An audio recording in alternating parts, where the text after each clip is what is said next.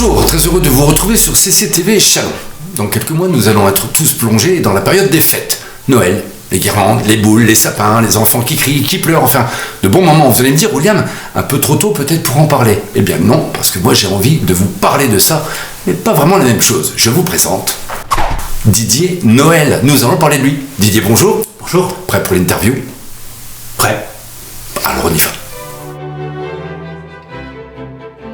Oui, donc effectivement, je suis très heureux de vous rencontrer, Didier, parce que, comme je le disais, vous nous offrez un beau cadeau, un roman qui s'appelle donc Tic Tac, Glucose et Chlorophylle. Seulement voilà, je crois que vous n'êtes pas du tout romancier, donc là j'ai besoin de comprendre. Et non, jusqu'à hier, j'étais pas romancier, et puis dans la nuit, ça m'a pris. Comme ça? Comme ça, 340 pages, en une nuit, fallait y penser. Le Père Noël.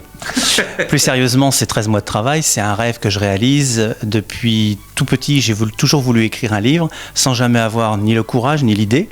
Bien que l'idée, je l'avais. J'avais en tête la première page. Pendant 20 ans, j'ai eu en tête la première page. C'était un petit peu juste pour faire un bouquin. Donc, je me suis attelé à une écriture régulière, aussi régulière que possible, pour accoucher, si on me permet ce terme, d'un livre qui fait 340 pages et qui s'appelle Tic Tac, Glucose et Chlorophylle. Alors, pourquoi ce titre? Est-ce que ça veut dire... Parce qu'en plus, on voit je remonte à nos auditeurs la couverture, des recettes? Non, c'est pas un livre de cuisine. Je ne vais pas encore concurrencer les cuisiniers. Je suis bien incapable de tout ça. Non, c'est une petite touche humoristique. D'ailleurs, le bouquin en est blindé d'humour. C'est avant tout de l'humour. C'est avant tout fait pour sourire, pour rire, tout en ayant un petit côté sérieux. Donc il y a des coups de griffe, des coups de gueule sur des sujets légers, des sujets moins légers. Et puis quelques-uns en prennent un peu pour leur grade, jamais méchamment, toujours sur le ton de l'humour. On va regarder le côté politiquement correct, comme on dit. Absolument. Alors, je reviens à ce que je disais tout à l'heure, ça n'est pas votre métier. Comment ça se passe au niveau de la gestion du temps? Parce que je crois que vous êtes dans une partie commerciale. On fait comment pour se dire à un moment donné, j'oublie ce que je fais et je me plonge dans l'écriture d'un livre? Alors, en fait, en effet, c'est difficile de combiner un petit peu le tout parce que ainsi, il faut cloisonner un peu son esprit et puis passer d'un sujet à l'autre. Donc c'est du travail, bon ça j'apprends rien à personne, c'est un peu de loisir consacré à ça plutôt qu'à autre chose. Et puis ça permet aussi de s'évader parce que pendant 13 mois d'écriture, j'ai vécu avec mes personnages. À un moment donné, je les fais intervenir, je parle avec eux dans le livre et comme je dis, je les aime. Donc ils ont pris une place dans ma vie jusqu'à ce que je les libère, c'est-à-dire que le livre soit publié par mes seuls auspices, puisque n'étant pas un romancier connu, comme vous venez de le dire, eh bien, on peut compter que sur soi pour ça. Voilà. Oui, tout à fait, on va en parler. Alors, par contre, moi, il y a quelque chose que j'adore, c'est que vous êtes vous-même en scène dans le roman. On retrouve Didier Noël dans le roman. Eh ben oui, j'ai eu cette faiblesse de m'accorder le premier rôle, mais je ne suis pas tout seul, il y a 16 personnages avec moi, donc il y a 15 autres personnes qui sont d'origine tout à fait différente, des hommes, des femmes, ils sont assez truculents, ils ont leur mot à dire et ils le disent haut et fort et parfois de façon un peu curieuse, mais je vous laisserai le découvrir à la lecture.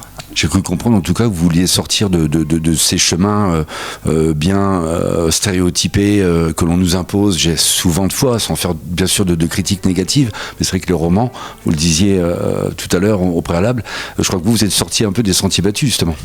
Oui, j'ai voulu écrire quelque chose qui ne soit pas conventionnel, j'ai pas voulu écrire le nouveau Xème roman policier dans lequel on trouve les personnages convenus, j'ai voulu être complètement déjanté par rapport à tout ça, briser tout ça pour que le lecteur soit tenu en haleine du début jusqu'à la fin en se demandant ce qu'il va trouver au chapitre d'après.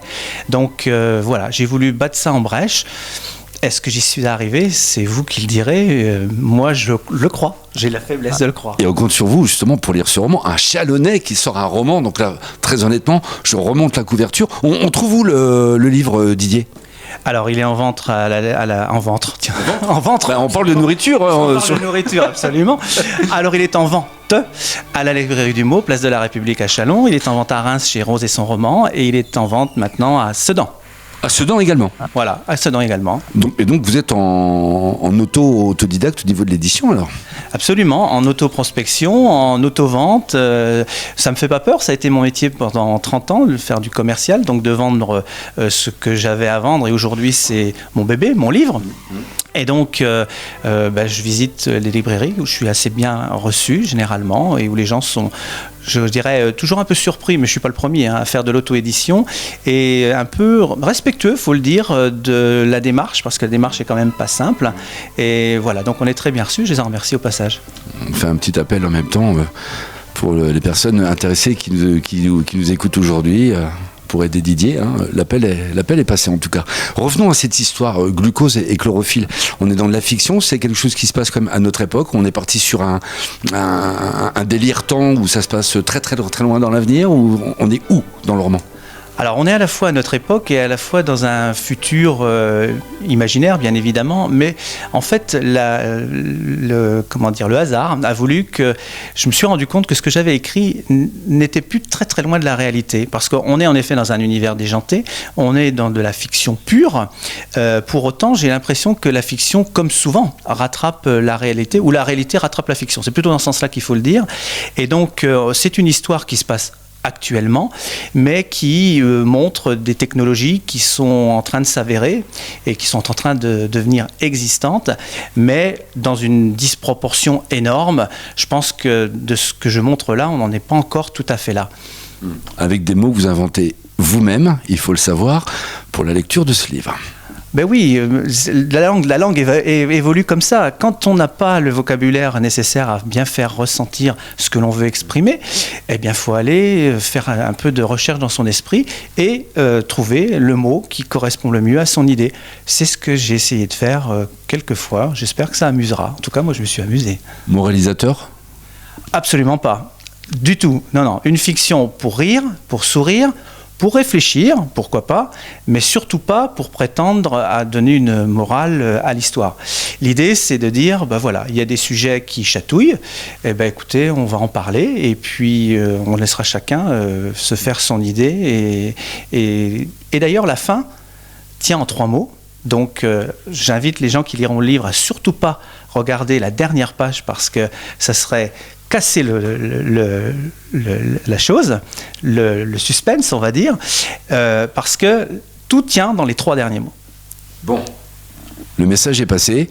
Quand vous achetez le livre, vous déchirez la dernière page, vous demandez à quelqu'un de cacher la dernière page, sinon c'est mort.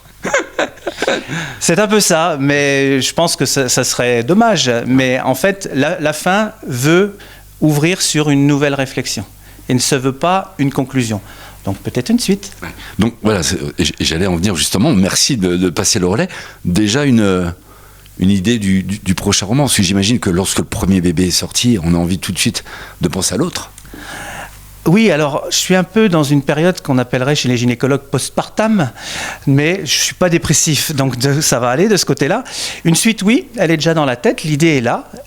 Alors, est-ce que ça sera vraiment une suite? Mais ça sera quelque chose d'aussi déjanté, peut-être même encore un peu plus déjanté. Ça sera peut-être une prolongation de mes aventures, mais pas forcément une suite qui s'enchaînera sur la première. Néanmoins, le sujet, je pense, intéressera aussi. On restera toujours sur les aventures de Didier Noël. Après Tintin.